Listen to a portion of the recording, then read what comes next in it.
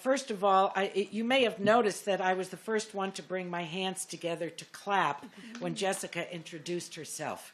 Jessica is a force. She really is a force for human good. Let's applaud her again for her really tremendous leadership of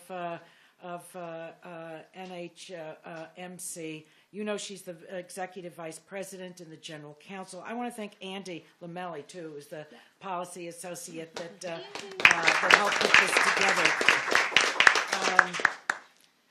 I think wherever like-minded people come together, we're getting into even closer huddles with each other. And the huddle almost says, like, what are we going to do now? Well, I think that... first of all, I'm grateful that you're doing this. I think we have to really prepare ourselves to protect and defend. And we don't know what's coming in so many quarters. But based on the commitment that this organization has made, which is so magnificent and so important in how it plays out in people's lives. It's not just about an organization that does great things and we all get into huddles together to do this and to do that. All of this walks into people's lives. It walks into people's lives. And the American people are worthy of the best of us. This program is so aptly named, Lifeline. I remember when I was a little girl, my father was a great boatsman. I was born and raised in Connecticut, and he was bound and determined to teach me how to water ski. And this was not with one board, like a lot of what followed. This was 2 skis. So for a little one with waves, you know, it's hard to balance. So I would keep going down. And Daddy would throw the rope to me. That was my lifeline. He was my lifeline. And we are to the American people that need us. Now, our system of telecommunications policy and system is really rooted in the concept of universal service. Service for everyone. That's the original platform of it. And I love the way some people say, you know, that Congress has never done a damn thing, there's no vision, no anything. Look to when there were serious-minded people and what was designed. And we have enjoyed that vision being carried out over the decades, universal service. And so that means, of course, that every American, regardless of their zip code, regardless of their income, regardless of whether they're in rural or urban settings, no matter where they are in the country, that it is universal. They're all part of it. And Lifeline is one of the key programs supported by the Universal Service Fund. And that's very important. That in and of itself was a fight too, right? Because there are people that didn't even thought they could throw universal service overboard because it was placed on the books a long time ago. They think it's antiquated, so it's not worthy of a 21st century view. You saw more than that. Thank God. Thank God. I mean, you're just the best organization.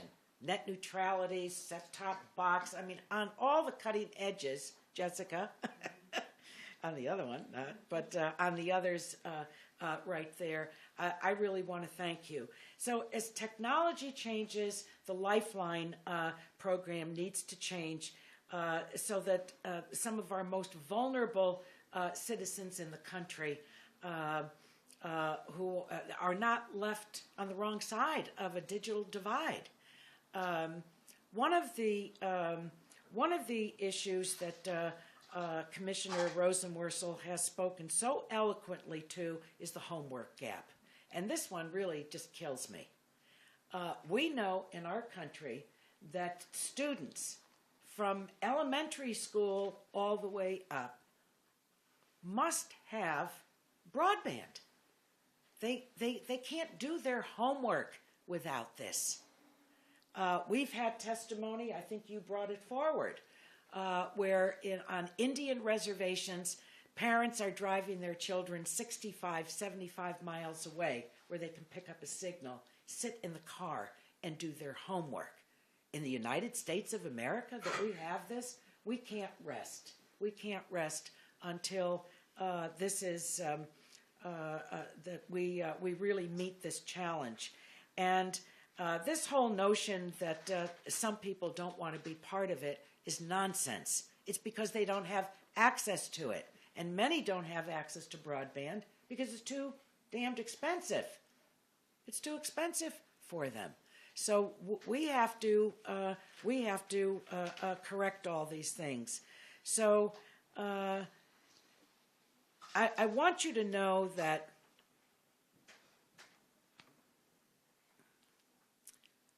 this comes from a very deep place, and I think post-election that we have to renew our commitment.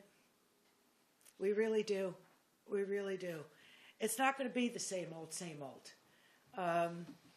And while people don't know what our names are and maybe what the name of an organization is, we hold them in our hands. We hold them all in our hands.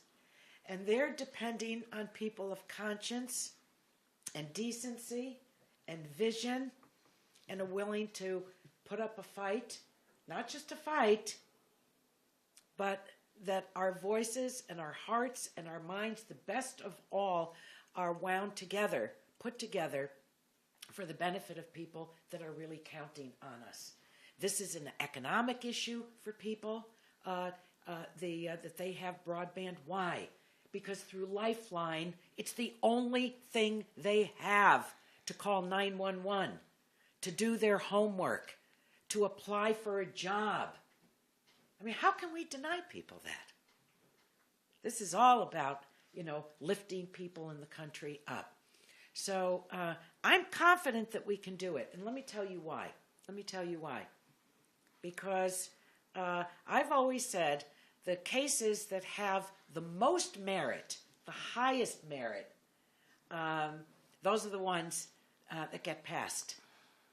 Or those are the ones that actually, it's like the cream rising to the top. There are many ideas around. There are always ideas. There are good ideas, not such good ideas, mediocre ideas, very bad ideas. But the ones that are the best ideas are the ones that pass the test.